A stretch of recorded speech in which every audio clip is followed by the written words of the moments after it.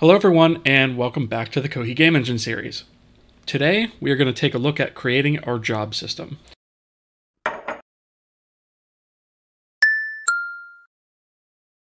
So before we jump into the video, I would like to take a quick minute and thank the partners of the channel. The partners are the highest tier of support both on YouTube and Patreon, and they are Caden, Eearslya, Gerboles Inc., Super Awesome, and Wensheng. I'd also like to thank all the other fine folks that appear on the screen here. Your support is greatly appreciated. Thank you very much. If you'd like to support the channel and support my work, feel free to have a look at the YouTube membership, or if you prefer Patreon, you can check out patreon.com/TravisVroman. So, our job system. This is something that we've kind of been building up to over the last few videos, and today we're finally going to go ahead and tackle the creation of that. However, there are a couple of things that I want to knock out before we jump into the job system, so let's go ahead and knock that out now. The first one of those things is I want to make a small change to our mesh loader because there are a couple of circumstances where these things can raise an issue. So the first thing is I want to be able to be sure to zero out the name here, just to make sure that that is filled with all zeros. And we just actually need to do that in one more place for the material path. So actually, let me get rid of this, and that, and that. And so we'll come down here into our import OBJ file a little bit further. And I think it was down here where we were actually creating our new one, loading up the material file here. So right where we're doing this creation of this array here, we want to be able to, or we need to be sure to go ahead and zero that out as well. So all we're doing is just zeroing out that array just to make sure that there's no garbage data in there whatsoever. Because I did run into some scenarios where we were actually running into some issues with that. So that is all I wanted to go ahead and take care of there.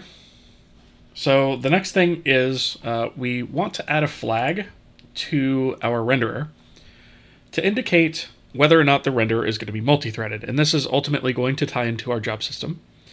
And so we need a way to be able to say, is the current renderer backend that we're using capable of multi-threading, yes or no? And initially the answer to that is going to be no, but we are going to be multi-threading our renderer. So I want to sort of put in a little bit of scaffolding for that, so that way when we actually go to tackle that portion of it, the job system will have everything it needs to be able to go ahead and do that. The renderer itself will have everything it needs within the interface to be able to do that, and we could just focus on solely renderer work at that point. So I think the best place to start is probably going to be the back end. So I'm going to actually start with our Vulkan types INL. And we'll go ahead and search for our Vulkan context. Actually, it's right here. And I'm thinking probably right around where we have our render targets is probably going to be the best place to put it. So we'll go ahead and put it here. And all this is going to be right now is a just a Boolean to say multi-threading enabled. Okay, and we'll go ahead and throw a comment in here as well.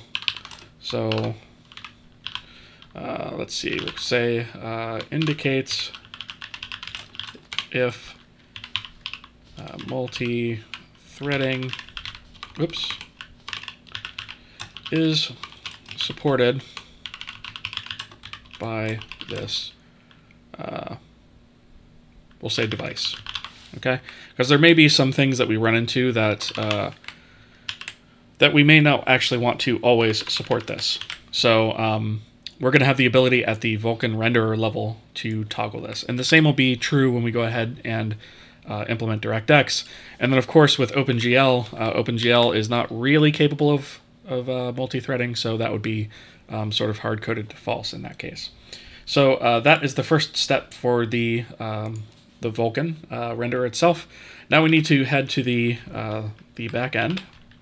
So we'll say Vulkan back end, .h. And we'll go ahead and just put this right down at the bottom here. So we'll say B8 Vulkan renderer is multi-threaded. Okay, and that will just obviously have its definition in the Vulkan backend C file. And again, we'll put that down here towards the end, right here. And all this is going to do is it's going to return the context dot is, what did we say, multi-threading enabled. And all we're going to do is just return that, okay? And then we will go ahead and come up to the top, probably where we're going to do the initialization. We'll say initialize. And I'm actually thinking we'll move this a little bit down here because we're going to eventually stand up this multi-threading stuff after we do some of these other initial bits of work. Let's see. Maybe not quite down that far. We probably need to know about it a little bit before then. So this is where we are looking at our device information.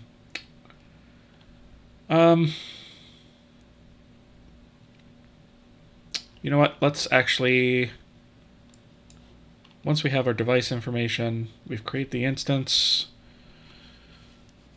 Let's do it right here after the instance creation. I think that's going to make probably the most sense. Yeah, we might wind up moving this later, but we'll go ahead and set it here for now. So we'll say context multi-threading enabled equals false. And then we'll say a to-do implement multi-threading. Now, we're not going to jump into that in this video, or probably not even the next several videos. This is going to be sort of a concept all on its own. So for now, that's all we're really going to do in the back end, is just kind of add that. And then we can sort of add the logic around this when we go to actually stand this stuff up. So that's all we're going to need to do for there. To expose this to the front end, we'll first need to go to render types INL, and we'll need to go ahead and find our backend structure here. And at the bottom of this, we will create a new function pointer. So we'll say it is return type B8, and we'll say is multi-threaded. And that's not going to take any arguments whatsoever. And we'll go ahead and, of course, add a comment to this. Indicates if the renderer is capable of multi-threading. Okay. And I'm actually going to go ahead and copy this, so I don't have to quite type all of that stuff. And I think what I'm going to do is go into the front end now. If I can spell. And let's go here to, I guess we'll put this at the bottom just like we kind of have everything else.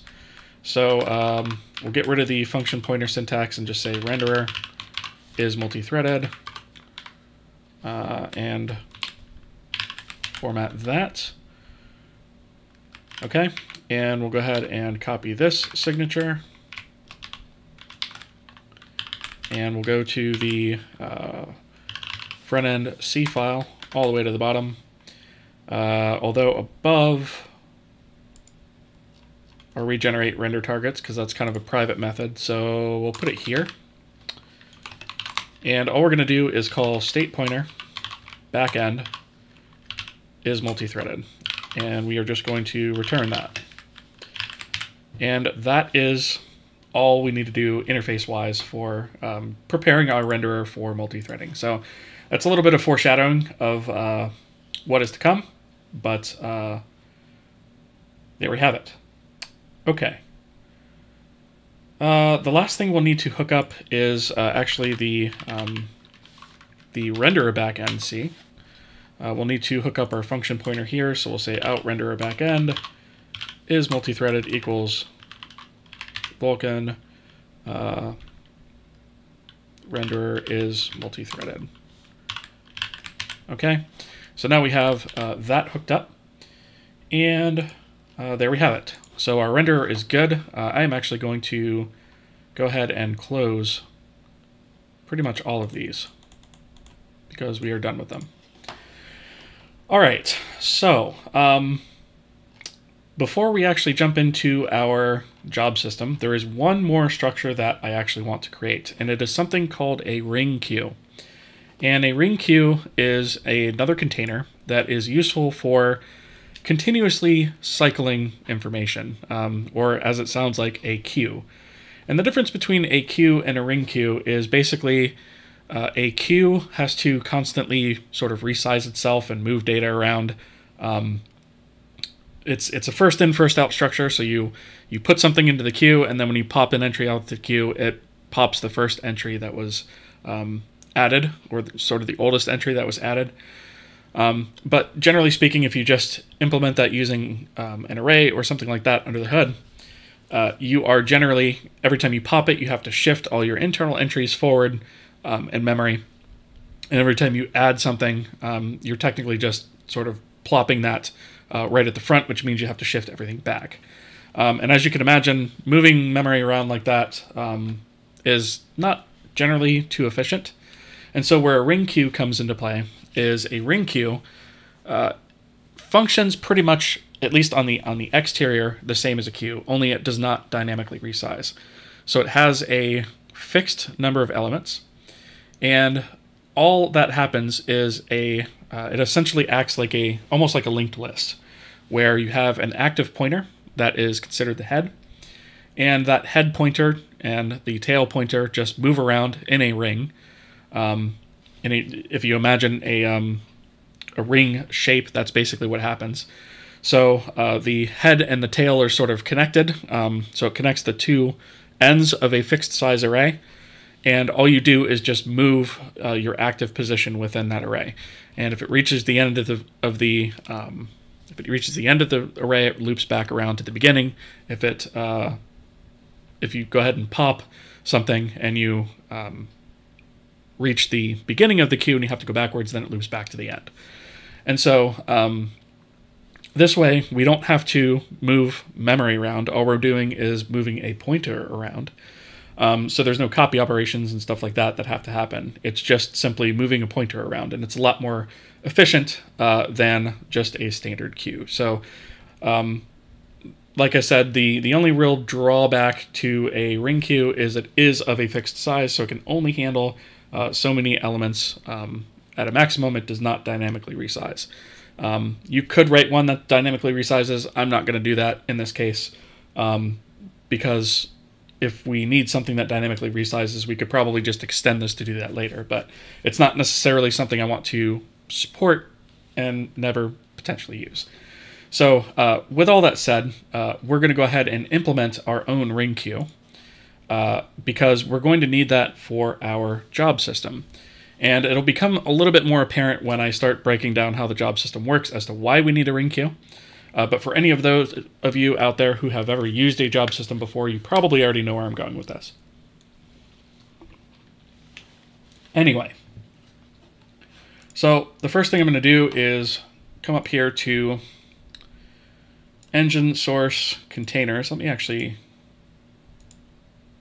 close down some of these. I don't think I'm not going to need the renderer anymore or resources. That should be good. Okay, so let me come in here to containers, and I'm going to create a new file, and we're going to call this ringqueue.h. And we're going to basically just define what our interface looks like. So first and foremost, of course, we always have our pragma once, and we're going to include our defines. And next, we're going to have a structure that is going to define what our ring queue looks like, and it is going to have a number of properties in it. So I'm actually just going to slam the whole thing in here and explain it. So our ring queue looks something like this. We have a predetermined length, which is the number of elements in the ring. So you could have a ring queue of like 10, for example, and 10 is the maximum number of things that this ring queue can actually hold. We have the stride, which is the size of each element in bytes. We have the capacity, which is the total number of elements available.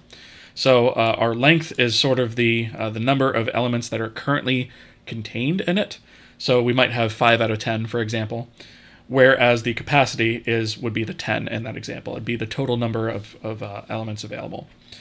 We have a block of memory to hold the data that we need to manage all of this. We also have a flag here indicating whether or not the ring queue owns its own memory. So we're going to set this up in a way where you can either calculate the amount of memory that we need based on the stride and capacity and pass that in, or the ring queue could go ahead and allocate that memory on its own and use that instead.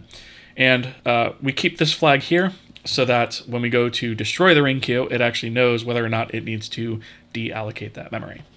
And then we have the head and the tail that I was talking about, which is the head of the list and the tail of the list, so that we know where the beginning and the front are within the queue. So these are just indices of the queue itself. So that is all that changes when you push and pop something. So we don't actually move the memory around internally. All we do is move these indices, which point to the current index within the queue that is the head and the tail, respectively. Okay, so I hope all of that makes sense. So as with a lot of our other structures, we are going to have a standard create and destroy. So our create is pretty straightforward. It looks basically like you might expect, where we take in a stride, a capacity. We potentially take in memory, so that's where this owns memory comes into play. And we have some comments here backing that up to say this is the memory block used to hold the data, should be the size of stride times capacity. If 0 is passed, a block is automatically allocated and freed upon creation and destruction. And then, of course, we have a pointer to hold the created queue. So it's pretty standard stuff, all things we've seen before. Not really much else to discuss there. Obviously, we have a create, we have our destroy next. So that just takes a pointer to the queue to be destroyed. And next we have a Enqueue method, which basically adds an entry to the queue. And all this does is take a void pointer with the value of whatever it is that we're adding to the queue, and it just copies that memory internally and goes ahead and adds that data to the queue. So that will in turn basically move this pointer. We also have dequeue, which is basically the opposite of this. So this basically functions like our pop from a stack, if you will. So this basically just grabs the oldest value in the queue and goes ahead and writes that to whatever is pointed to by this void pointer out value here. And finally, since we have a dequeue, we might also have some situations where we need to peek, but not necessarily dequeue the entries. So we want to take a look at what the next entry is, but not necessarily remove it from the queue. And so we have a peek method to allow us to do that. It works basically the same as this. It writes to this out value. The only difference is it does not actually move the internal head and tail pointers. And that is it in terms of our ring queue. So in terms of using it, it's actually pretty straightforward. And the implementation of this is actually pretty straightforward as well, I feel like. So let's go ahead and create our implementation. So we'll create a new file. We'll call this ring queue.c. And of course, as you may expect, we are going to include a few things. Our ring queue h k memory, because we are going to need to deal with memory a little bit. And then our logger, just in case we run into any issues or want to do some debugging, we'll want our logger for that. So the first thing that I'm going to do is actually, I'm going to come here and I'm going to grab all of these guys, all of these methods. And I'm going to come back to the C file, remove the comments. Okay, and turn these guys into function definitions. All right, and now we'll go ahead and fill it out. So we only have 5 of them here. So this is nothing complex really at all. So the first thing that we're going to do is we are going to set a bunch of properties in our out queue. So actually, probably the first thing we should do is check if there is not a valid pointer to out queue. Then we need to error about that. So ring queue create requires a valid pointer to hold the queue. Okay, and we're actually going to return in this case, and yeah, that should be sufficient. So if we see this pop up in the console, we know we've done something wrong. I suppose we could technically make this a Boolean. In fact, yeah, let's actually do that. Let's convert this to a Boolean.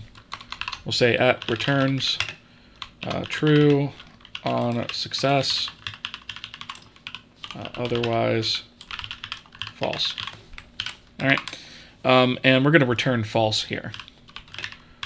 Okay, and then otherwise we'll come down here and return, return true.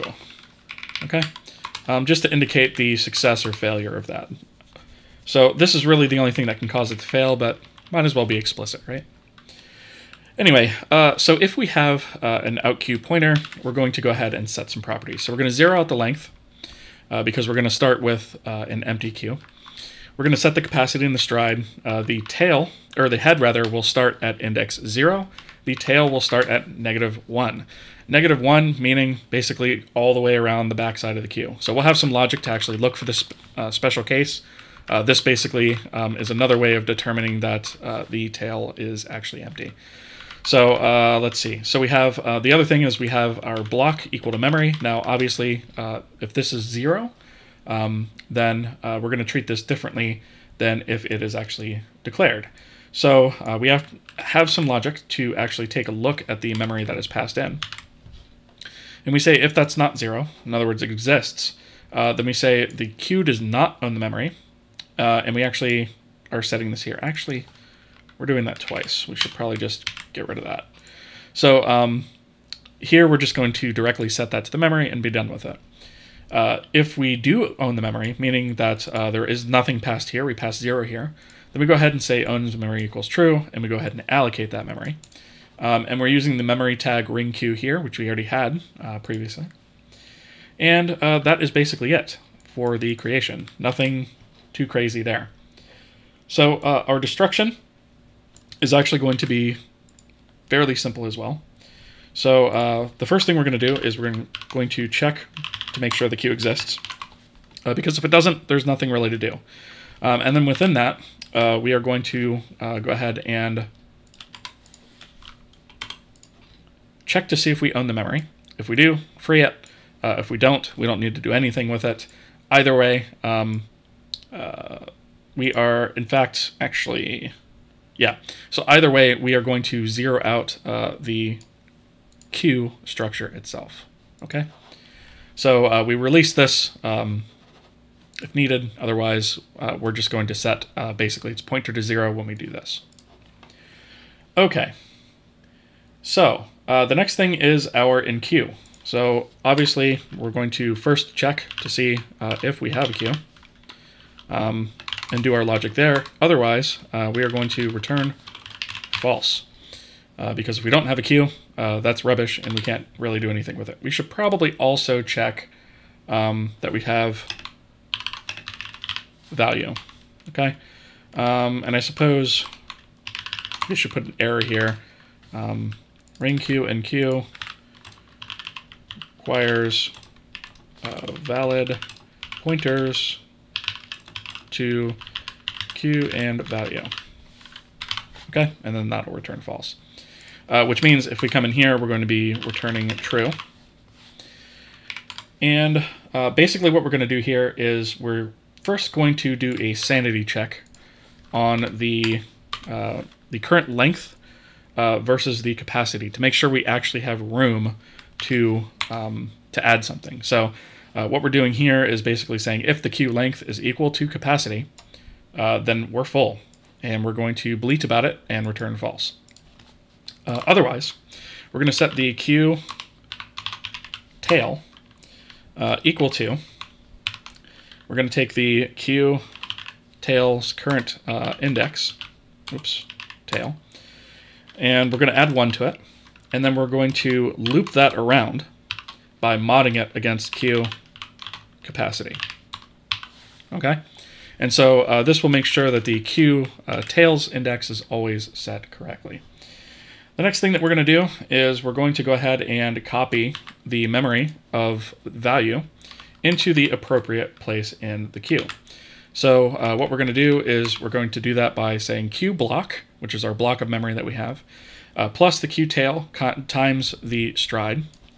And then we'll go ahead and copy the value in there, and its size, of course, is going to be the stride. So that is where that happens, and then we'll set queue length. We'll just increment that. Okay, and of course return true. So that is all there is to enqueuing. It's really, really simple. This is the only copy operation that has to happen. All we do here is move the tail.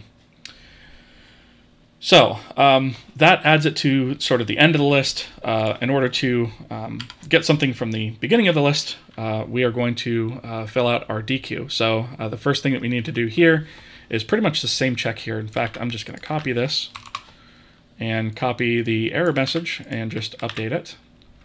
So instead of that, we'll say dequeue, and that requires also a pointer to the queue and out value. Okay, and that is going to be out value, right? So if we have those things, we're going to probably return true, unless we run into an issue here. And so what we're going to do here is basically the opposite check of what we did here. So I'm actually going to copy this and just modify it. So what we're going to say is if our queue length is 0, meaning it's already empty, okay, then we're going to change this to dequeue, and then tempted to dequeue value in a empty ring queue and return false. So we're going to check it for empty, because if it's empty, there's nothing to dequeue. The next thing we're going to do is we're going to move the head pointer this time. But before we actually move the head pointer, we are going to do our copy first. So in this case, we're going to go ahead and copy to out value the value from queue block plus queue head times stride, right? So this is going to pull off the front of the list, size of stride, of course. And then once we have actually copied that value out, then we will say queue head equals, in parentheses, queue head plus 1. So we're going to move that forward and then mod it again by the capacity. So this will be queue capacity. Okay, and that is basically going to make sure that it wraps around correctly as well. So we'll go ahead and move the head forward, and then what we're going to do is take the queue length and decrement it. All right, and that is all there is to dequeuing. It's actually pretty straightforward stuff.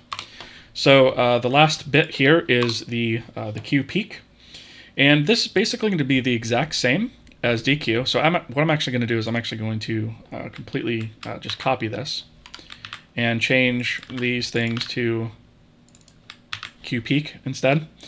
And then we'll say for the length check, we'll say attempted to peak value in an empty ring queue. And then we'll also say, let's see, this requires valid pointers, so that's fine. Basically, all we're going to do here is we are going to still do the memory copy, but we are not going to adjust the head or the length. And you can actually see this is actually catching us here from accidentally introducing a bug, because this is passed as a constant pointer because we're not actually changing anything with it. And so this is a great example of somewhere where you should be casting or using a constant, right? Because we're just peeking, we don't actually want to modify anything. So these two lines actually need to go away. Because we're not modifying it, we shouldn't be adjusting the head or the length. And guess what? That is it for the queue. So not complicated by any stretch of the imagination, but it does provide a nice structure for us to have a first in, first out queue. Okay. So now that we've done that, we can actually get started on our job system. And our job system is not going to be terribly complicated either, but there is, a decent amount of logic to it. However, one thing that we're going to try and do is keep the interface as simple and easy to use as possible. And we want to abstract everything away, as much away, I should say, behind the job system as we possibly can. So, before I jump into that, let's back up for a second and quickly talk about what a job system is. So a job system is a system that's in place that allows you to queue up work that needs to be done. And that work can be doled out to individual threads. So we have our threads that we sort of set up in the last couple of videos for Windows and for Linux respectively. And our job system is going to be utilizing that. And this is going to allow us to perform multiple units of work at the same time on different threads.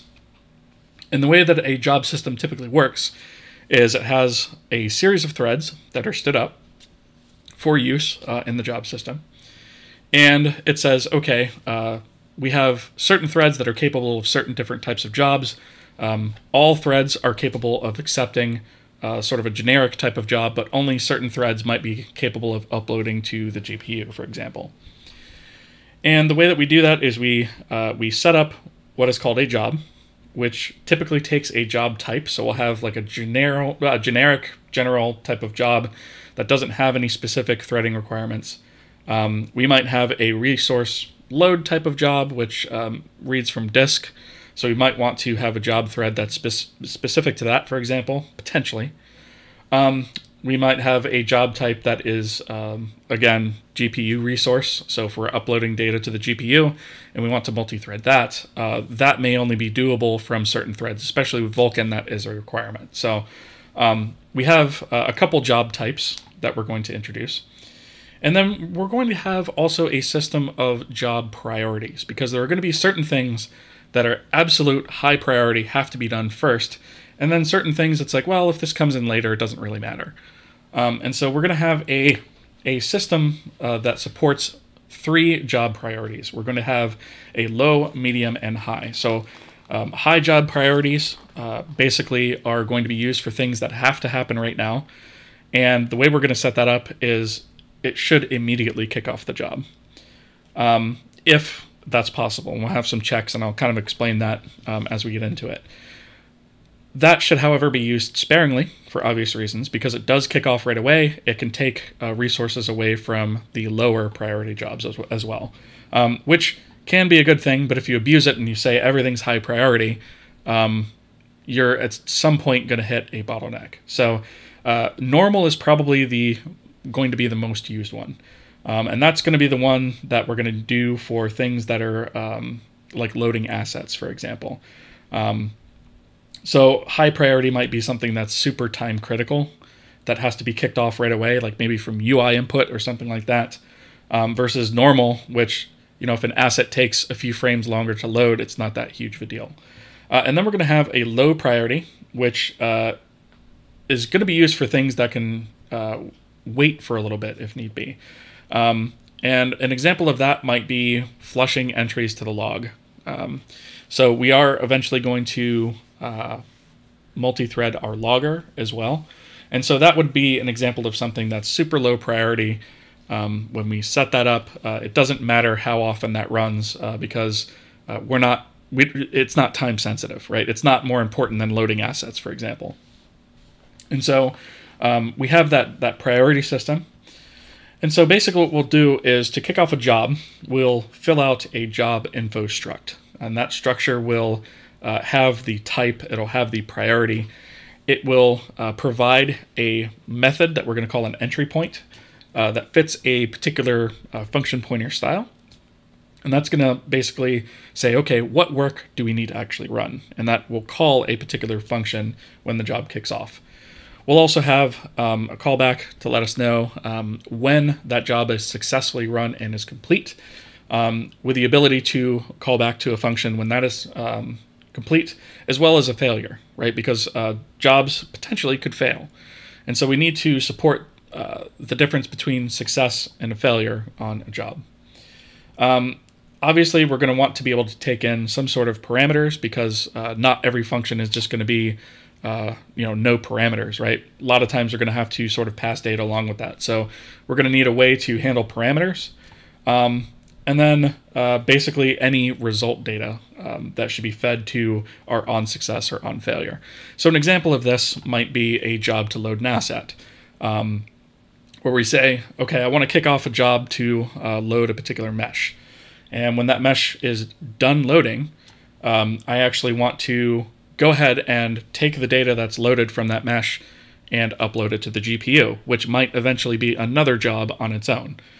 And then once we have that, we will also know, okay, well, what materials do I need? Let's kick off a job to load the material or load the textures. And so you can actually have jobs that kick off other jobs. And all of this stuff can be happening on different threads at the same time. And so you can imagine that you don't want the user code to have to be managing anything about thread safety or memory synchronization or any of that. And so we're going to set up our job system in such a way where we don't have to worry about that stuff. It's handled for us all behind the scenes. And in most cases, we should be perfectly safe to go ahead and do what we need to do. So we basically would fill out one of those structs, and then we would go ahead and say, okay, we'll submit this job for execution, and the job system will enter that into one of 3 queues, depending on its priority. So we have that low priority, normal priority, and high priority. We're going to have 3 ring queues. So there'll be a queue for each one of those things that can take X number of jobs. And then as threads are available, we can go ahead and empty out those queues and perform the jobs and the work that needs to be done for those individual jobs. And so it sounds like a lot, and it kind of is, but it's not as complicated as you might think that it is. So without any further ado, I think that is enough explanation. Let's actually jump into some code. Now, I will say that there is a lot of logic in this. There's a lot of things in here that we have seen before, so I'm not going to code all this by hand because it will make it take a little bit longer. So I am going to be probably pasting most of this code just because I have taken the time to make sure that this is right ahead of time so that we don't run into a lot of bugs with it. So first thing that we're going to do is we're going to come into Systems, and we're going to create a new file here because our job system is literally going to be a system. So we're going to call this job system.h. And all we're going to do for this is we are just going to use pragma once and an include to our defines.h. And that should give us actually everything that we need, at least on the interface level, to do what we need to do. So the next thing that I want to do is set up 2 function pointer types. And so we're going to type def some function pointers here. So we're going to have a job start and a job complete. And we will get into a little bit more of how those should be filled out here in a minute. But these are definitions for the function pointers that we're going to use for that. So the next thing is we need to declare a enumeration for the type of job. So we have our job type here, and this is all commented. And so these are set up so that they can actually be combined. So these can be used as bit flags. And so we can have a particular job thread that handles, for example, all 3 of these, or a combination of 2 of these. And so we have set this up in a way where we can kind of OR these together and be able to use multiple of these flags on one particular job thread. And so we have general, as I discussed before. It doesn't have any specific threading requirements. We have a resource loading job, which we may want to split up at some point, maybe, maybe not. So resources, generally, you don't want to, on some systems, you may not want to have multiple threads running at one time because it might be thrashing the disk, for example. That doesn't tend to be too much of a problem on SSDs, but there may be a platform where we want to sort of separate this out. So we want the capability to do it even if we don't need it right away. And then looks like jobs, there we go. Using GPU resources should always be bound to a thread using this job type. So multiple or multi-threaded renderers will oftentimes have their resources created on the thread that should also be uploaded to, for example. So for example, if we have a queue that's associated with a particular thread, when we create the thread, it should be done on that thread, or when we create the queue, it should be created on that thread, or if we use that queue to do work, it should only be done on that one particular thread.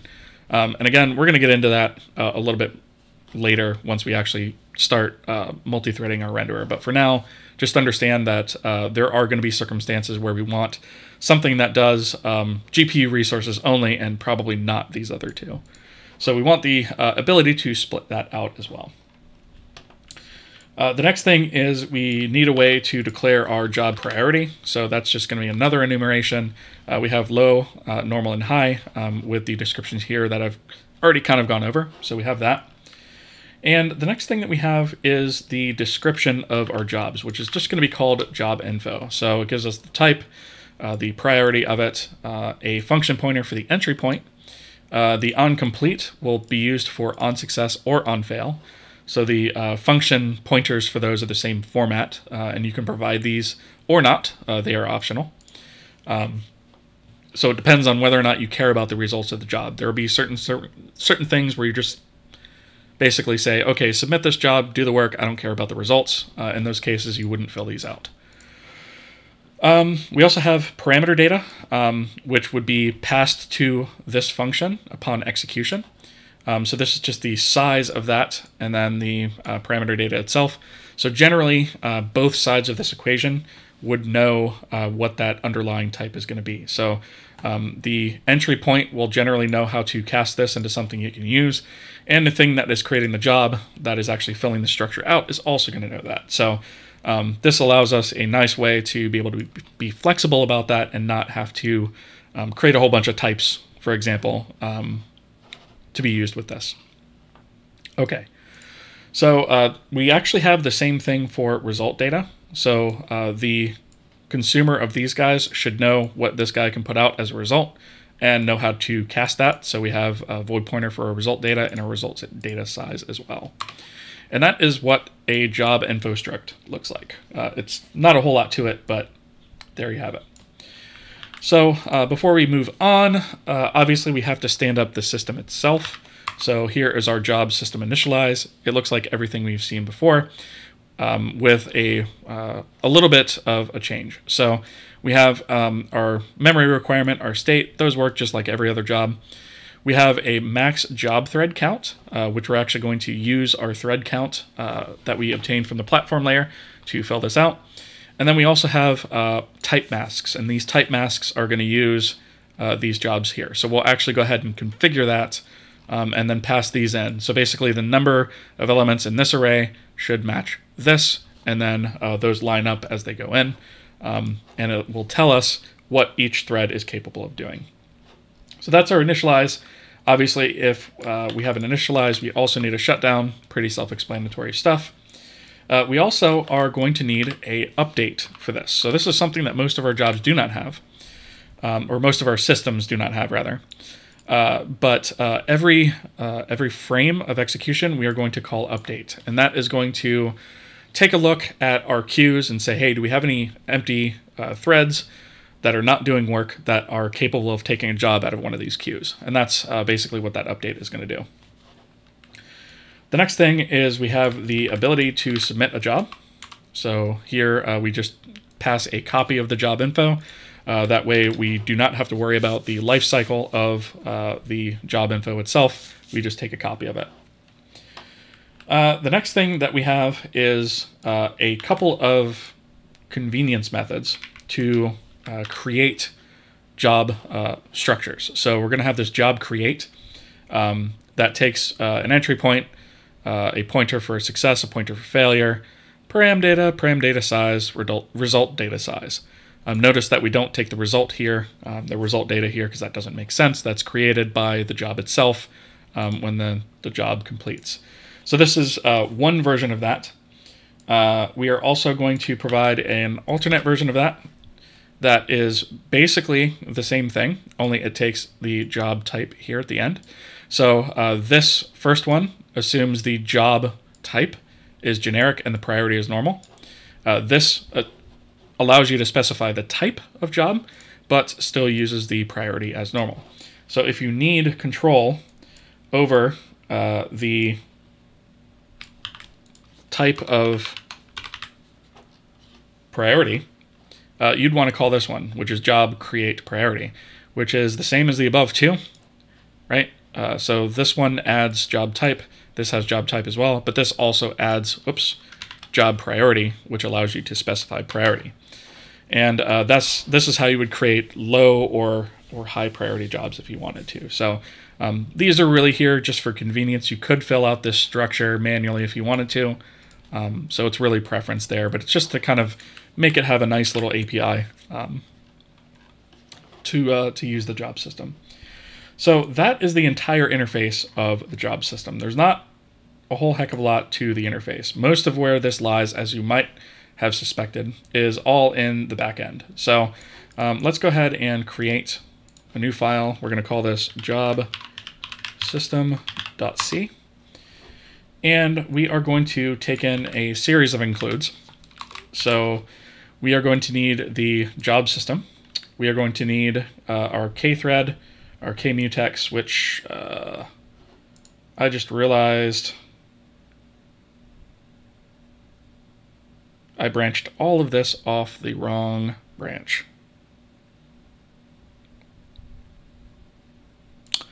Give me a second, I have to fix this off camera. Okay. And we are back. Sorry about that. So I actually didn't branch off the correct branch before when I was making these changes, so I just had to sort of fix that off camera. But anyway, so we have our imports here, or our includes. So we have our job system H, obviously. We need our threads and mutexes. We need memory, we need the logger, and we need our newly created ring queue. So as I mentioned before, we are going to be using a series of threads for these jobs. And we're going to have basically one job thread per thread that's available to us. So that's going to be represented by this job thread here, which is going to hold a k thread, obviously an index of the thread itself, a current job info for the job info that is being processed on this particular thread, a mutex for that info. So each one of these threads is going to have its own mutex to lock and unlock so that we can modify this info without worrying about race conditions. And then also our type mask, which is going to be the job type mask that is for this particular thread. So we're going to assign that to each thread, and that's how we're going to determine what thread can take what jobs. Okay. So the next thing that we have to declare is we've talked a little bit about job results, and that basically looks something like this. So when we have a job result, we are going to be storing that job result and executing that probably on the next update loop, is what I'm thinking. So we have an ID for that, which is basically just the job ID.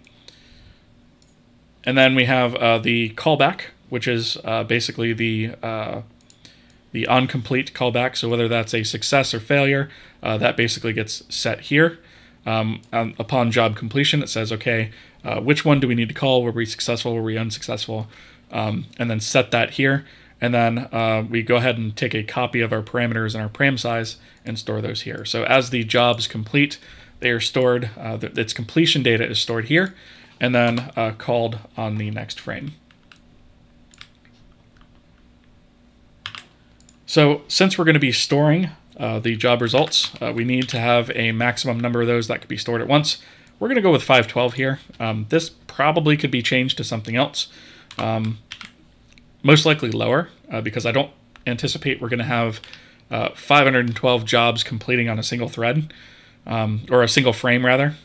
So I don't anticipate this is going to be a problem, but if we do run out of it, we'll know about it. So that's basically what that's for. So as with any system, we have a state, and this is where all of our stuff is stored for our job system. So first of all, whether or not it's running. So the job state has to sort of get up and running in a loop first before it can be considered running. Here is our thread count. Here is our job thread of existing threads or threads that are available to us. Instead of dynamically allocating that memory, since the job thread itself is pretty small, I just assume 32. And we can probably clamp that to a smaller number if we want. We're already clamping the threads in the application to 15. So theoretically, we should never actually hit this. If we wanted to utilize that many threads for some reason, I suppose we could, but we're probably never going to hit that number. So here are our three ring queues. So we have our low priority queue, our normal priority queue, and our high priority queue. Here are mutexes for each queue, because our accessing of the queue data can technically happen on a different thread. For example, if we have a job that kicks off another job in the middle of while it's executing, that's going to actually come from a different thread. And so we don't want to have a race condition where we're modifying these queues from multiple threads. So we need mutexes around those queues as well. So there's a queue for each individual mutex. We have here our array that holds the pending results, so 512 of those. And then we have our result mutex, which is a mutex for this guy here. So this also needs its own mutex. So there is some complexity in our job system regarding the multi-threading and locking of mutexes and so forth, but that keeps all the complexity here and keeps it away from our user code. All right, so that is what our system state looks like. Obviously, we have a state pointer, just like with most of our other jobs or systems, rather. And so the first thing that we're actually going to do is I'm going to start with the initialize because that seems like the best place to kind of kick this off. So the first thing that we're going to do is we are going to, like other threads, or other, I keep saying threads, like other systems, we are going to fill out our job system memory requirement. And then if we do not pass state, we are going to go ahead and boot out so that we can allocate that. In this case, the allocation or calculation of that is really simple because we're not using any sort of dynamic arrays in here. That was one of the motivations for doing this. Just kind of keeps things simple. So yes, technically we're wasting a little bit of memory here. We could probably snip that down to 15, but I'm going to stick with 32 for now, just because it's not that much, right? It doesn't really matter. So the first thing that we do is we zero out the entire struct. And then once we have done that, we go ahead and set the state pointer. And now we'll go ahead and say, okay, the running of this is true. Now, at this point, we've not actually hit an update loop yet. So we're not actually going to be using this or checking this just yet. We're still sort of in the initialization of the application, but we want to go ahead and flip this to true anyways. Technically speaking, we could do this all the way at the end. Doesn't really matter. If we fail here, we're going to fail standing up the application anyways. So we might as well just get out of the way. All right, so now we're going to set a few things. We're going to create our 3 queues. So we're going to create a queue with a stride of job info for each. We're going to have up to 1024 entries on our ring queue. That's probably way, way, way more than we'll ever need. And I probably will wind up shrinking that down at some point. But for now, that's what we're going to go with. So this is done for each queue, same parameters. Each queue is basically the same size. So again, I don't think we're ever going to get anywhere near that kind of utilization, but we might if maybe it's only a dual core processor or something like that. And then of course we will go ahead and set the thread count to the passed in job thread count. And next we'll go ahead and invalidate all of the result slots. So we're going to set the result ID to invalid U16. We'll see how that ID comes into play in a bit.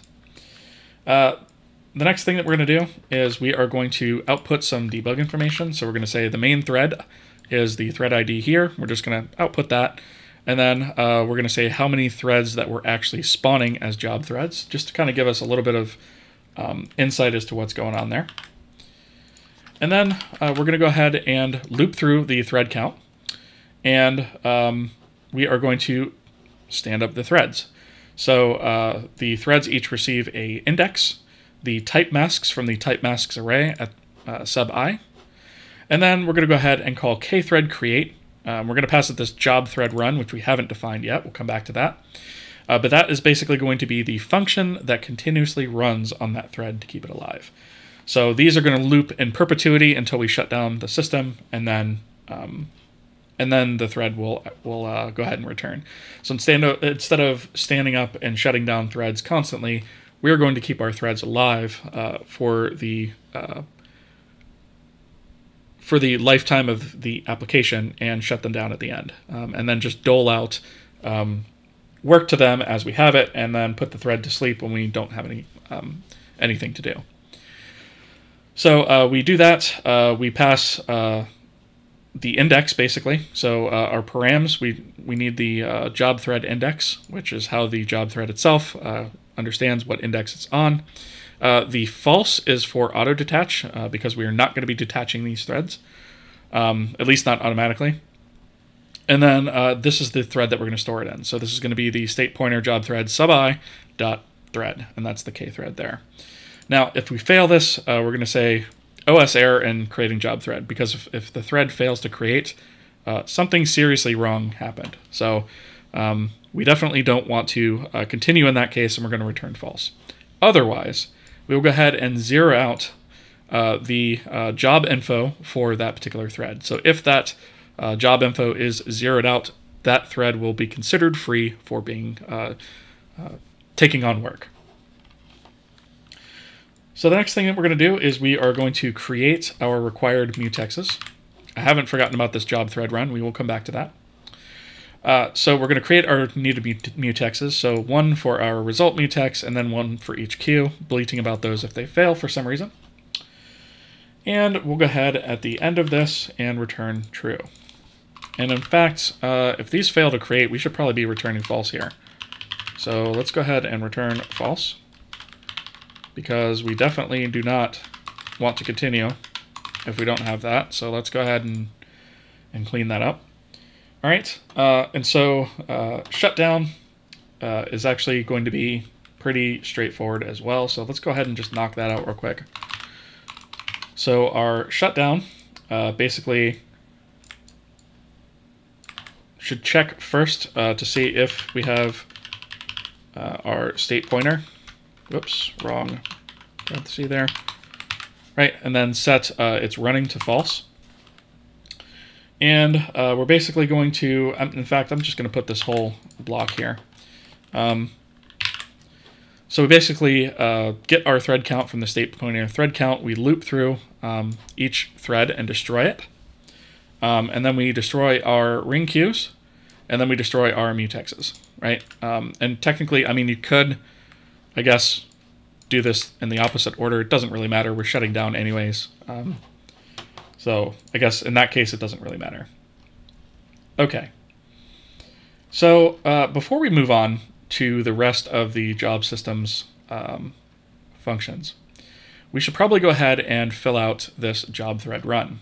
So this requires a pointer function thread start. So if we were to take a look at that, if we remember, it basically returns a U32 and takes a void pointer to some parameters. So I am actually going to declare this right after our state pointer right up here. This is a private method, but it's kind of important, so I want to put it here towards the top. And basically what we're going to do is we are going to cast everything that we need to the types we need, set our ID, and then output some trace information. So we take the index by dereferencing parameters, casting it to a U32, and that is our thread index. We go ahead and we get a pointer to the thread by saying we want the address of state pointer job threads at that index. And then we go ahead and get the thread ID, and we go ahead and get that from the thread internal threads, or the K threads thread ID. And then we go ahead and we just output some trace information here saying we're starting the job thread on number index. The ID is going to be the thread ID, and then the type is going to be the type mask, which we can then look at the job types to put that together and see which types it's actually using. Okay, so as I mentioned, each thread has a mutex that it needs. So we need to create a thread, or create a mutex on the thread info mutex. So if we are successful with that, we go ahead and continue. If we fail with that, we return a 0. And a 0, in the case of the threads, if you recall, a 0 result generally means a failure. So in this case, we return 0 if we have some sort of issue with that. And so basically the way that this thread job is going to run, or this function, is it's going to be an infinite while loop. And this is going to run in perpetuity so that we never actually wind up losing the thread, because if a thread reaches the end of its function, it shuts down. We don't want that to happen. We want to keep the thread alive. So we're going to have an infinite loop here that will have some checks in it. But the first thing that we're going to want to do is we are going to want to say, okay, if we don't have a state pointer, or if we're not running, for example, or we don't have a thread, we're going to want to break out of this loop. And this is what is going to happen when we trigger shutdown. This is what will actually make the threads stop executing. Next, we're going to go ahead and we're going to lock and go ahead and obtain a copy of the info. So we lock the info, and then we go ahead and we take a copy of that info, and then we go ahead and unlock, right? So now we have a local copy of this, so it doesn't matter if that gets updated in the future, because we're just kicking something off here. And now we basically say, okay, well, let's take a look at our entry point. And if we have one, then we need to go ahead and run it. If we don't have one, we should probably... in fact, no. We don't need to worry about that, because we won't always have an entry point. So if you recall, we actually zero out the info structure itself, which would zero this out. So if this entry point is not set, that means that that thread is not currently considered doing any work, right? So as soon as we actually obtain this info, we can kick off the work that needs to be done within here. And it's safe at that point to go ahead and say, well, this thread is still doing work, but go ahead and assign a job for the next time this loop happens. And then it'll go ahead and do that, because it won't actually continue this loop until that work is complete. So the first thing that we're going to do is go ahead and call the entry point, right? So we're just going to invoke the entry point function pointer. We're going to pass the info's param data and the info's result data, right? And this is just a pointer to that. And then we're also going to take a result from that. So that returns a Boolean. And the true, it means success. The false means a failure, okay? And so we go ahead and look at that result here. And we're going to go ahead and store the result. So first of all, we're going to say, all right, if there was a positive result and we have a success, then we're going to call something called store result. Now, we have not defined this yet, but basically it stores the on success function. It stores the result data size and the result data itself. So it takes a copy of that and stores that in that array that we created here. Okay. Likewise, if it failed and we have an onFail, then we store the onFail with the result. Okay. So we don't actually need to store the result if we don't have a function pointer for success or failure, depending on what it did. We don't actually need to store that result if we don't actually care about the result of it, right? So if we have a job that we say, run this, but I don't care about the results, we would not provide these things. And then subsequently, we would not provide anything else other than this completed successfully, move on. All right. So after we have stored the result, we go ahead and we clear the param data. So if we have param data here, we go ahead and we clear that out. Now there is a place where this gets set. We'll get to that in a bit. The same is true for the result data. So if we have result data, then we go ahead and free that. And the next thing that we do is we go ahead and perform a lock on the threads info object, right? So we say lock this again, and we go ahead and at this point zero it out, right? Now you don't want to necessarily maintain a lock on this for this entire block of code, right? You don't want to lock it here and then only unlock it when you get to the bottom of it. Like you don't want to do that. You want to keep your locks as small as you possibly can. And so basically what we're doing here is we're saying, okay, well, we're done with this. So go ahead and lock, zero out the job info on that thread, and then unlock. And that is what tells it, okay, this thread is actually available now for use. Okay. So after we have gone past that point, right, which we would have skipped if we didn't have an entry point, the next thing we do is we say, okay, are we still running? And if we are, we go ahead and sleep the thread. Now, there's probably a better way to do this, and this is something I want to research. Instead of just sleeping the thread for 10 milliseconds, there might be some other way that we can sleep maybe until another request comes through for a new job or something like that. But then you have to wake the thread up, right? And this just sort of avoids having to do all of that. So this works pretty well for now, so I'm going to stick with it.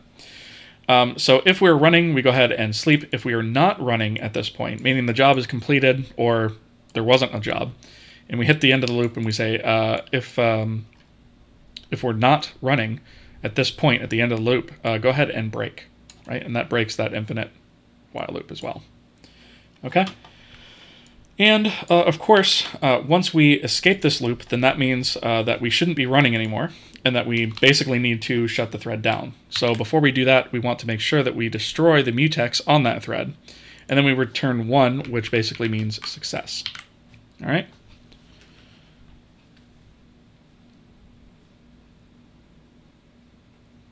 Okay.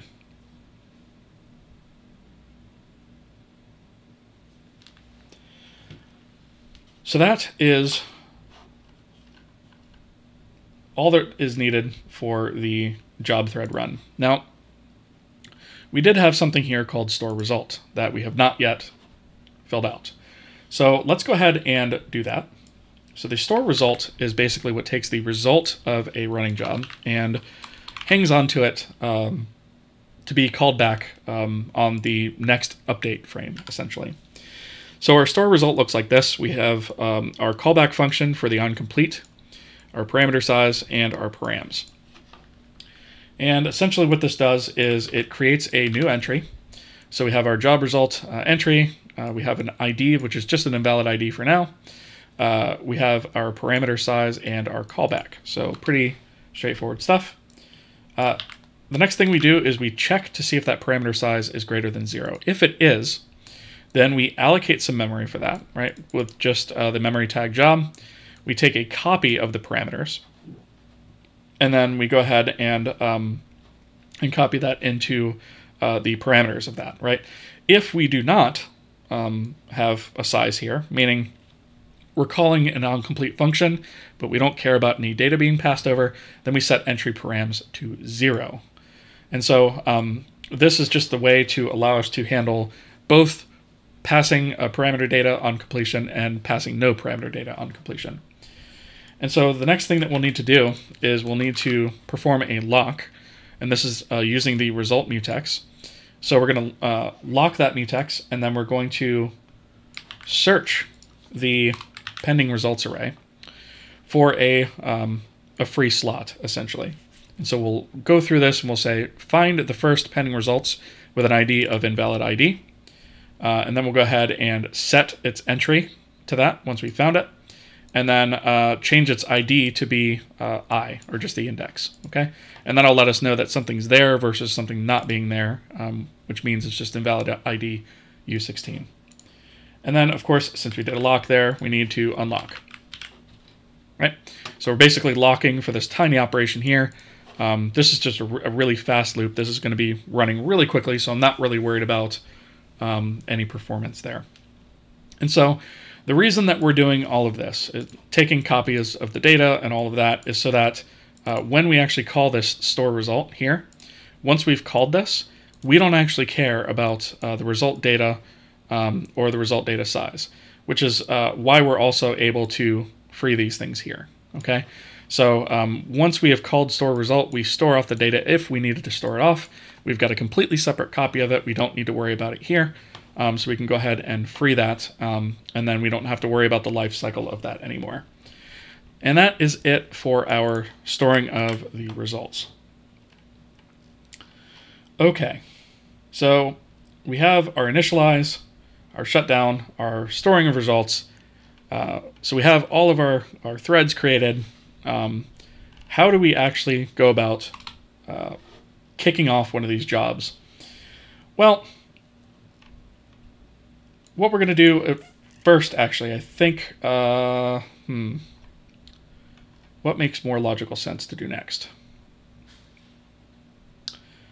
Before we actually move on to anything else, we probably ought to talk about the queues, because we've talked about how we have these different priority queues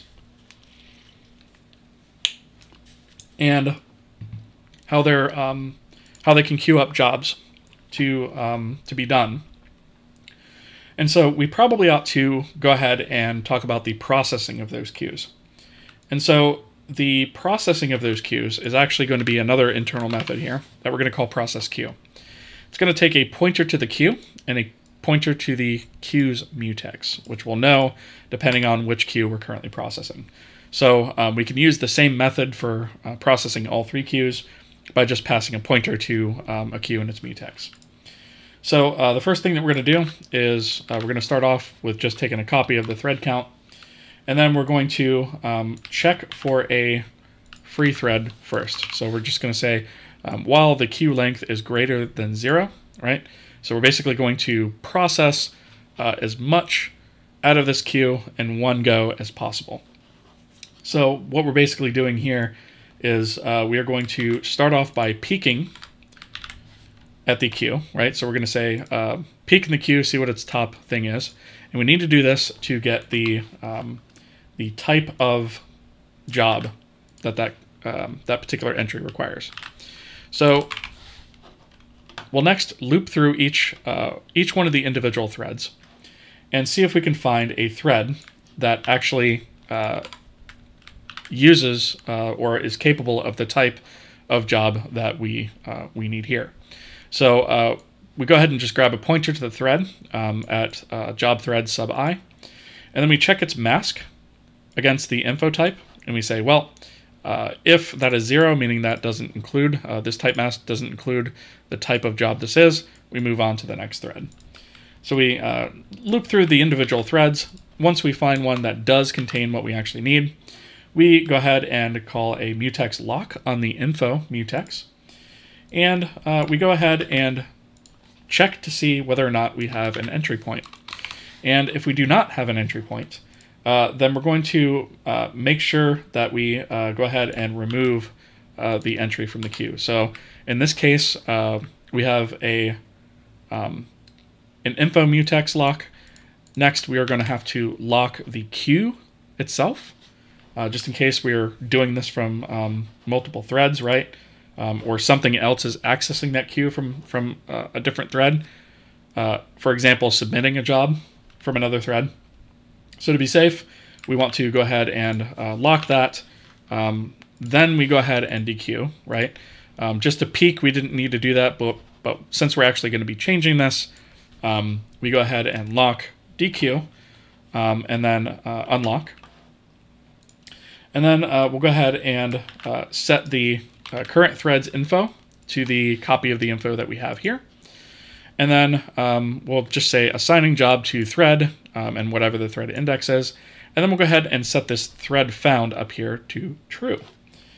And then before we can actually boot out of this, we need to, since we did a lock here of the info mutex, we need to actually unlock that here so that we don't wind up with some sort of deadlock situation. And then down here, we need to say if thread is found, we want to go ahead and break out of this because we no longer need to keep searching threads. However, we can continue on with this, this while loop. So what we do here is we basically say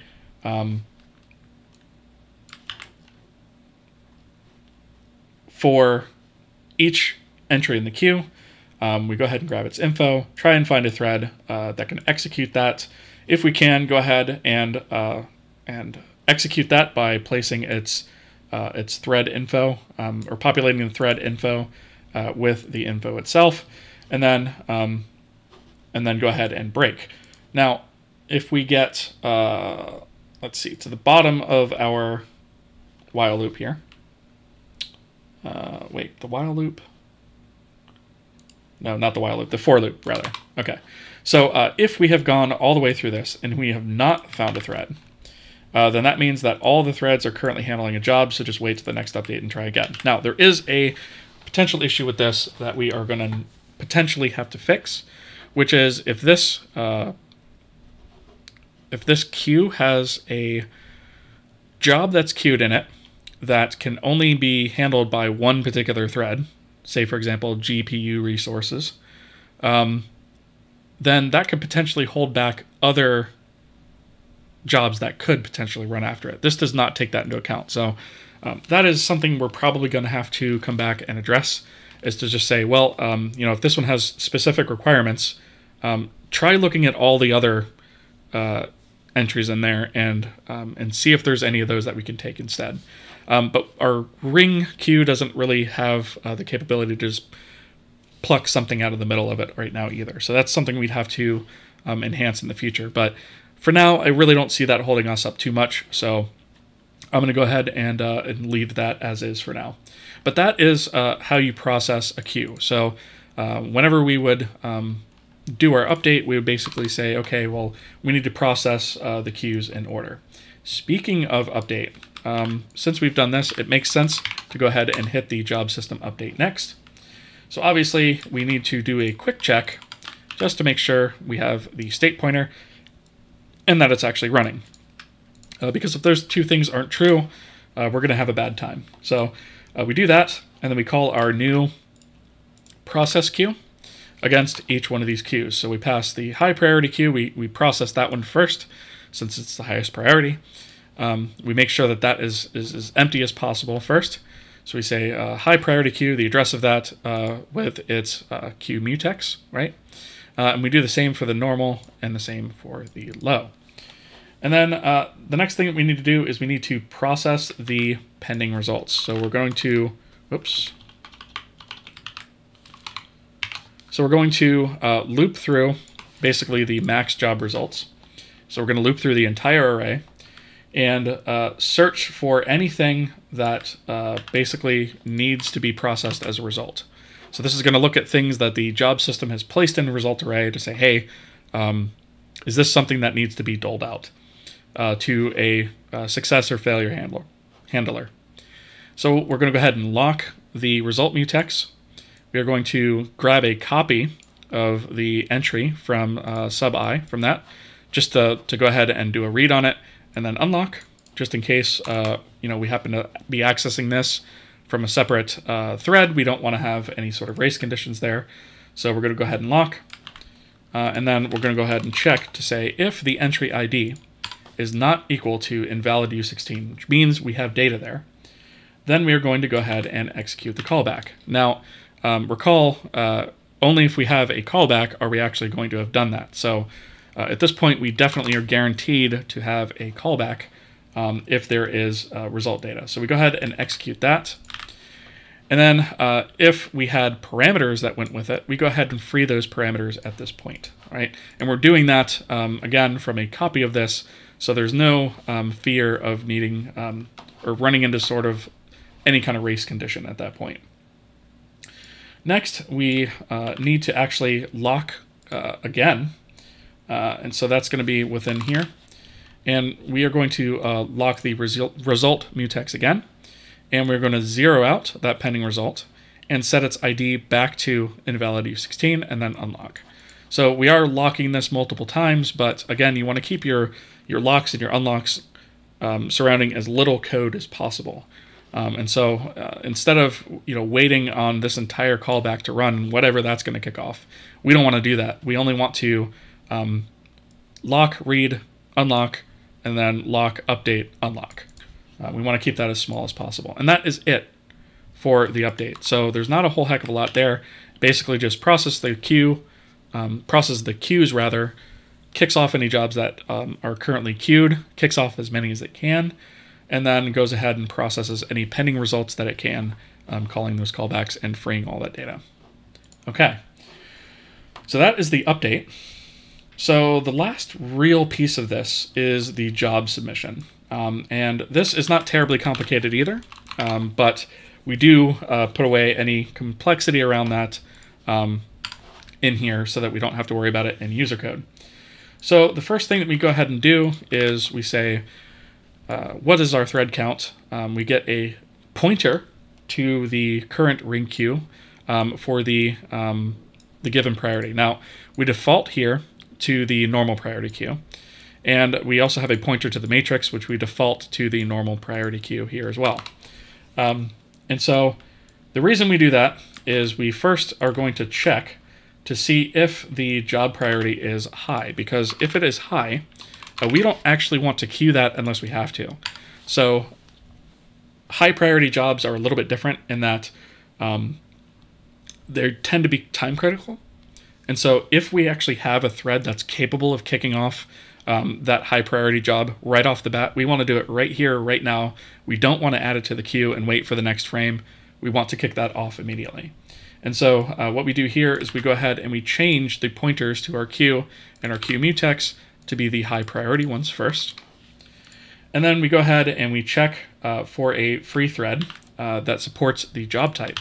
So this is basically the same logic that is done up here, processing our queue, only it's just kind of done immediately right here during job submission for a high priority queue. So we loop through the threads, grab a pointer to the thread, say does the type mask include the info's type? If it does, we lock. We go ahead and we go ahead and check to see if there's an entry point on that info. And if there is not, then that means it is available to have one put on it. So we output a message here saying job immediately submitted on thread blah, blah, blah. We set the info just basically by copying it. And then, we return here. That's probably actually, that's a bug. We should not return here because we actually do need to perform this unlock. So instead of this, we don't actually want to return here. We want to, we're going to want to break, but that's actually not what we're going to want to do. I'm glad I caught that. Let's do B8 found equals false. And then we'll set found equals true here. And then after the unlock, if found, we will break the loop, right? Because we don't actually want to kick out. Okay. Well, I guess actually, technically speaking, we could return here. because if this is high priority, yeah, we can return here. We don't need to break. But we should not break in here because we still need to perform this unlock. Okay, so that fixes that. So if we have a high priority job and we have a thread that's available to take the work immediately, we go ahead and assign that immediately and then boot out, we're done. If we actually reach this point, which is going to be on the other side of this if check here. So if we reach this, then that means that all threads are busy if we're on high, or it could wait a frame. So we will add it to the queue and try again on the next cycle. So the first thing we're going to do is check to say, hey, is the priority low? Set the queue and the mutex to that. If the job was already high priority, it would have already been set up here, so we don't have to recheck that again. So we just check here before we move on to say, hey, if it happens to be low, we need to switch that. If it was neither high or low, it would have been set here to normal already. All right, so the next thing that we need to do is we need to add this entry to the appropriate queue. And so what we do is we lock the queue mutex that was set up here, or here, or here. And we go ahead and ring queue and queue. So this is why we take a pointer to that. We take the address of info, we enqueue that information, and then we unlock. And then we say, here's some trace information saying the job is queued. And that's it. That's it for submission.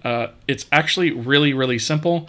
The only kind of complex part of it is this right here to handle the immediate submission of high priority jobs. But again, that's not even really all that complicated. All right. So the next thing that we have is our job creates. So that is these guys down here, which are really just convenience methods. And so because of that, I'm actually going to just paste these in. So all this does is this job create calls job create priority, which is the one that takes all the parameters. And it basically passes through all these parameters here, from here, and then hard codes job type general and job priority normal. And job create type does the exact same thing, except it passes through type, but still hard codes the priority to normal. And then the one that we are most interested in, which is the job create priority, is here. And this one is pretty straightforward as well. So it fills out this structure, fills out the data size, and then says, if we have that data size, this is where we go ahead and allocate the parameter data for here. And we take a copy of that. Otherwise, we set the job param data to 0. And here, if we have the result data, like we have a pointer, or an expected result size, I should say, we go ahead and say, if we have that, we go ahead and allocate space for that as well. Otherwise, we set that to 0, and then we return the job, which is just a copy of that. And so this is the entire job system. So it's technically, it's just more explaining how it works than actually writing code. It's not terribly complex in terms of how it actually works. Cool. So we have our job system implemented. So the last bit of this is to actually instantiate this in our application. So this is the last step here. So we're going to go all the way to the top, and right where we have our systems, I'm just going to add another include, systems, job system. And then let's see, in our structure here, I think we're actually going to create this pretty early on. So I think right after the event system is actually where I'm going to put that. So we have a U64 job system memory requirement and void pointer job system state. Again, all stuff we've seen before. And let's see, we're going to go down to right after the renderer is actually created. So that's going to be, let's see, do we want to, where's our thread count? Actually, let's put it here. I think since it's all kind of dealing with threading here, let's actually put it here. So the first thing we're going to do is keep a copy of whether or not the renderer is multi-threaded. Right? We're just going to say renderer is multi-threaded. So we're going to go ahead and get that. Why doesn't that...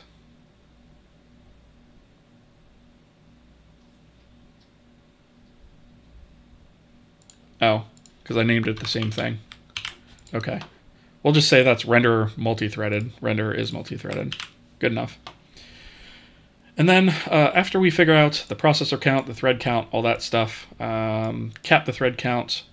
So after we do that here, I think probably before we actually do the renderer, we need to stand this up because we're going to need to have the thread, the job thread available to the renderer when we go to multi-thread the renderer. So yeah, it's got to be right here.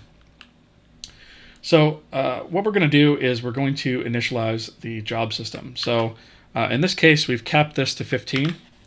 So we're going to have job thread types, which is going to be an array of 15. We're going to loop through that and set them all initially to general. And then what we're going to do is we're going to take a look at our max thread count, and based on some of those things, we're going to set some of these threads accordingly. So if the max thread count is 1 and not, or the renderer is not multi-threaded, right? Then everything is going to basically be on one job thread for resources, right? So resource loading, GPU resource, that's all basically going to be jammed into the first job thread. And that'll be that. We may actually have to change this up to tell it to do this on the main thread instead, because we're not technically doing that. So we may actually have to come back at a later point and handle that. But for right now, it should work just fine. Okay, so we have, otherwise, if our max thread count is 2, then we're still kind of limited on how many threads we have. So what we're going to do is we're going to put GPU resources on thread 0, and on thread 1, we're going to put the resource loading. Otherwise, we're basically going to do the same exact thing, at least for right now. And we can always add more resources to this if we want, once we start loading resources in a multi-threaded manner. But for right now, I'm just going to stick with that. So this gives us a little bit of a way to say, hey, how do we want our threads to be configured? Eventually, we may not want to do it this way. We may want to have some sort of configuration file that handles that for us, but we don't have that right now, so we're just going to continue as is. So the next thing that we need to do is we need to call our job system initialize. We pass it a pointer or the address of our job system memory requirement, pass zeros for everything else. And then, as you probably have guessed, we go ahead and we allocate some memory for the job system state. We initialize it again. And I just realized here we are actually not calling or not checking the results of this. So let's go ahead and do that. In fact, I'm going to just copy pasta this here. Failed to initialize job system aborting application. So if our job system fails to initialize, we are not going to allow it to continue running. Okay, so that's our job system initialization. Not a whole lot to it, just basically thread configuration, and that's about it. But we do need to call a couple more things. So in our update loop, so we have our application run and our game loop here. Right here where we're calling our frame start time, but before we actually update the game or do any of this stuff, we actually want to update our job system here. So we're going to say job system update. Okay. Update the job system. Okay. And that's going to make sure that that gets updated every frame. And then finally, after this loop, when we are shutting things down, right before we do, I think right before we do platform shutdown, it's probably going to be the best place to handle this. So right here, we're going to say job system shutdown, and we're going to say app state, and then job system state. Okay, And eventually, I do want to note that right now these are almost all looking at the internal state pointer as opposed to actually taking the memory that we're passing here and dealing with it instead. We are going to be revamping the way that these systems are managed into something much more clean down the road. And we are actually going to want to take these pointers in for a lot of those things. So I'm doing it now so that I don't have to do it later. All right, so I believe that is everything we need to do. So let's go ahead and build. Looks like we have some errors here. What did I miss? Conflicting types for ring queue create. Oh, right, didn't I change that to a Boolean? Yeah, I did. That should be a B8 there. Let's build that. Okay. All right, so everything built. So we'll go ahead and run. Let's see. Segmentation fault. Oh, right. Did we do this before? Oh, we did this before the renderer. Okay. Right.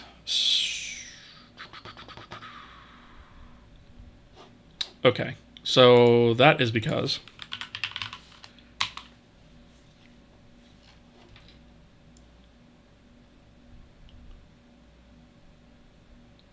technically speaking, these two things need to be reversed. Because our job system, I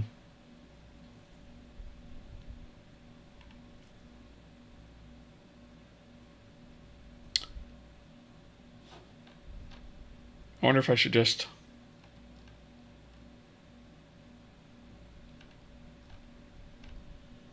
I think I'm going to take this render system and I will move it here before this check.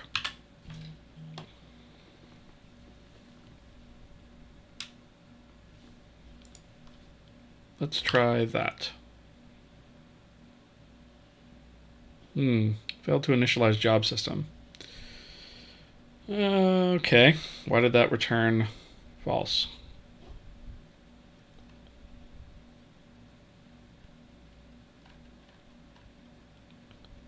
So we have that.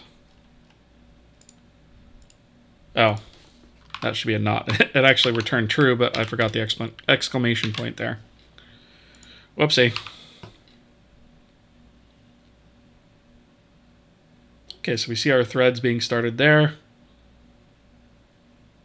And we're good. So we're not actually using them yet, but if we exit this and we scroll up a little bit, we can see after our core is detected, we see our main thread and the ID there, spawning 15 job threads. Starting process on thread ID, blah, blah, blah. Starting job thread 0, 1, 2, 3, 4, 5, all the way up to 14. So we're getting our 15 job threads as expected. So our job system is ready to go. And that is where I'm going to end this, because this has been a pretty long video, so I'm going to go ahead and cut this one here. The next video, we're actually going to start implementing our job system, and we're going to use our job system to load our meshes and our textures, which is going to allow us to load the scene a whole heck of a lot faster because we could do multiples of them at once. And you guys will be quite shocked, I think, at the difference in speed, because we can actually use our processor to our advantage and streamline our work using this new job system. So next time we will be handling that. Thank you guys so much for watching. I really appreciate you guys following along. If you liked the video, please toss me a thumbs up. Leave a comment below if you have any questions or comments. And if you haven't already, consider subscribing, because we have a lot left to do on this game engine, and I think there is a lot more to explore and learn. So anyways, thank you guys so much for watching. I will see you guys next time.